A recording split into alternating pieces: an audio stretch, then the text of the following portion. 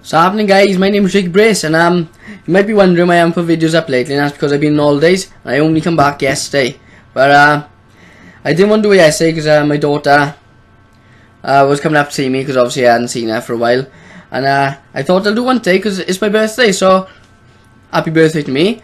But I had money given to me for my birthday, obviously, so I decided to buy like 10 the game on Steam for the summer sale. So I got a few new games. What games did I get? I got all the Tomb Raiders except for the new one. I got Left 4 Dead 1 and 2. I got Dead Rising 2. I got Dead Space 1 and 2. I got Bioshock 1, 2 and Infinite. I got Undertale. I had other games as well. I can't remember what games. I think I might have had a Far Cry or the Far Cry Park. I had a few games, so they might be coming onto the channel soon. If you want any to come first, obviously leave a comment. But yeah, I was going to do a vlog when I was on holidays, because obviously it's been a month since I done a vlog. But I didn't have time, and I didn't have like no signal out there at all. I only had Wi-Fi in the hotel, which I hardly spent any time in. I was either in the pool or out in the cafes or the pubs down there, or eating and stuff like that. But when I was on holidays, like, we done a lot of activities. So I done segwaying. I went to Real Madrid's football stadium, which was totally different from what I expected. It is massive. I don't know how people can navigate around it. Literally, you had to have like signs and like tour guides pointing the way to go. It is fucking massive. But I was out there, and at the same time I was out there, the American President Barack Obama was out there. Is he still president? I don't even fucking know. But he was out there. It was riot fans everywhere. It was. You had if you were driving down the street, you had like tons of police cars around them. It was pretty cool. Seen a lot of cool shit out there, like on the segways. Don't like them at all. They're cool, but I can't drive them for shit. I was terrible at it. I was always at the back. Well, most of the time I was at the back. But I didn't like it because you would have to lean forward and lean back for like braking. So you lean forward, and if you lean too far forward, it'd like take you back a bit, so you'd be like straight, but you'd still be going like a really quick speed. And when you go too far forward, the segway would go woo, like really loud. So I was like, whoa, so I kept stopping, and I didn't like it. And when you go across cobbles, because I'm little and I'm light, I was coming off the segway, like not off it, like falling, but my feet were coming off the segway, so I didn't like that. So I'd go really slow across that, so I was always behind. But it was good. Like, got to see a tour of Madrid. It was pretty cool. Some cool shit out in Madrid, mind, I gotta be honest. Like, we went to this massive square, and it reminded me of Assassin's Creed a bit, the square. It's like, I don't know how to explain it, but it was like all shops and cafes and all that underneath. But on top of them, you could like rent flats, and it was like really pretty colours and stuff. So after the segway, we went there, had a couple of drinks, and there was a sword shop and like a gun shop there. So it was cool. I wish I could have brought stuff back, but you know, with the airport and shit these days, couldn't have, because they weren't all that expensive either. But it was pretty good out there. I got a blocked nose as well, that's why I sound like this. I don't know why. I was in a fucking country where it was absolutely boiling. It was 43 degrees, I think, at one point. But you'd walk through the street and you'd burn up. Like, I didn't like staying out on the street too long. Like, I got a heart problem, so eating that fucks me up a lot. But I got a bit of a tan on my arms. Like, I don't know if they look any different. They look pretty white on the camera, actually. But see if you can see it. I got like, I'm peeling with it as well. But I got like a tan line I had. So if I had my top off something like up to here, and my arm would be like red all down there, and then just be white for my shoulder. Then all the back of my neck and got caught the sun, and a bit of my face. But I would have stayed out in the sun more, but if I'd go up to the pool, I'd more or less like stay under the pool to about here, because I didn't want to catch, I didn't want to burn, because I didn't have no sun cream, nothing with me, or no after sun. So if I burnt, I would have been like for the rest of the holiday. But yeah, it was pretty cool out there. And now we done this one thing called Fox and Box. So basically, you had two scenarios. You had avert a nuke going off and destroying the world, or stop a zombie apocalypse. I wanted to do the zombie apocalypse, but the other group done that, and I averted the nuke. Well, I didn't. We all died in my scenario. The zombie people did theirs, everyone survived, but in mine, we all died. But it was pretty cool, because you had to get in like army gear. So I had like a camouflage jacket on.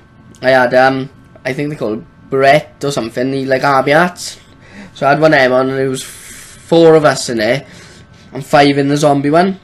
So we go into like a bunker, and there was all different clocks on the wall.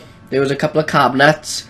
There was a big suitcase chained to the desk. There was 4 phones, different colours. There was a typewriter with a letter on it, and basically the letter was from Mr. Pig. I know it sounds a bit silly, but it was from Mr. Pig, and it was a suicide letter. And he said, it was something along the lines of, "We're all gonna die or whatever. I'm setting this nuke off. I'm going to my watery death, and whatever, and then I'm jumping off the bridge." So yeah, so Mr. Pig set off this nuke, and then killed himself. So we had to prevent the nuke from going off, and we had an hour. So we had to like work out the clocks. We had to answer the phone. Well, if you pick up the phone would just like put on like a pre-recording, like on Five Nights at Freddy's, of like a creepy voice telling you numbers. So you'd have pen and paper, write the numbers down, and you'd have to work out all different shit. It's like a puzzle game, but it was pretty cool because they were like, the clocks mean something. They had an int button, but we didn't press the int button for some reason. Well, one of the boys wanted to press in the first 5 minutes. I said, "No, don't press it, look, we'll have a little think ourselves and make it a bit more fun." And then we didn't end up pressing it once. So you had to look at the clocks, work out the times. Oh, what was it now? Work out the times. I was pretty drunk, see, at this point. I had a very heavy night the night before. I can't even remember getting to the Fox in the Box place, but then I remember everything after it, kind of. But you had to work out the clocks. Oh, that's one. There was locks on the cabinet, and you had to try and decipher the code with using the clocks. And then, if you found this grenade, you popped into the this cabinet. We didn't know what it had done till the end, but we popped in the cabinet. We walked around. Next thing is a massive map on the wall, all lit up and now with 3 stars. So we had to find another map then and work out where these stars actually was. So it was like, where was it? I think it was one in London, one in Stockholm, one in Moscow, and I can't remember where the other one was. And then at the side of the desk there had like the names of the countries, because if you look on the map it was like 8 stars, but only 4 were showing up. So if you looked on there, it had like Stockholm, and it'd have underscore underscore underscore, then a mark, underscore underscore underscore. So you'd have to like work out. They had colours, see, so if it was a red font, you'd go how many numbers across and get their tick, and then circle a number, and then after you've done all 4 of them, you'd go to the passcode, the lock, and cipher the code. But we had it wrong a bit because we kept thinking it was Stockholm, and I think it was something else. So we ended up working out anyway. But we got into the second room, and as soon as we went to the second room, and like a nuke, you know, the when the nuke's about to go off, the siren, that kind of noise went off, and it was really loud. But if you close the door, it'd stop. But if you close the door when you were in the second room, you could push it back open to get back into the first room. We were all in the first room trying to do something, and one of the boys said, "Oh, I'm gonna close the door and stop the noise." So we closed the door, and we were all in the first room, and we were trying to open it. And it turns out if you close the door in the first room, it locks. But the guy said, "Oh, I like you lot too well, so I'll open the door for you again." Because we had the guys who run it, they were like speaking through the microphones to us, and so open door, and he let us back in. And we had to work out all this shit, find all the keys. But it was pretty good. But the zombie one, they said what they had to do in the zombie one was get a cure. So they had to like do formulas and stuff, like not scientific ones, obviously ones that people can do themselves. But they had to get a formula. They had to like put the right things in the microwave, and then a new syringe would come out, and they had to put it into the vent, and that would release into the air, and then everyone would be, you know, back to normal, I guess. But obviously we're not straightforward. They had a bunch of other stuff to do. But they said they went into the one room, like we had 2 rooms, they had 2 rooms, and they went into the one room, and he said next thing all you hear is the zombie now, like noises on the mic getting louder, and all the lights went off, and banging was on the door. So the 2 boys or whatever upstairs must have run down and like started booting the door and stuff. But it was so loud we could actually hear it in our place, because I was like, who the fuck's banging on the door? But they were banging on their door, so they had to try and close the door, and they didn't know what was going to happen. They thought if they'd open something, a zombie would pop out. So that sounded pretty cool. I would like to done the zombie one, but I did enjoy the nuclear one because it gives you such an adrenaline rush. It's weird. It's like because there's a time limit, you feel like you've got to do it in that set amount of time. But it was brilliant out there. I really enjoyed it. I'd love to go back. It went way too quick. I think we were out there for 5 days. But yeah, I was more or less drunk the entire way through it. But not bad drunk. Like I said, I had the one night where I couldn't remember nothing. But that was because when I got to my room, I opened up my windows on the 6th floor, got a chair by the window, I had 6 cans I bought off some guy.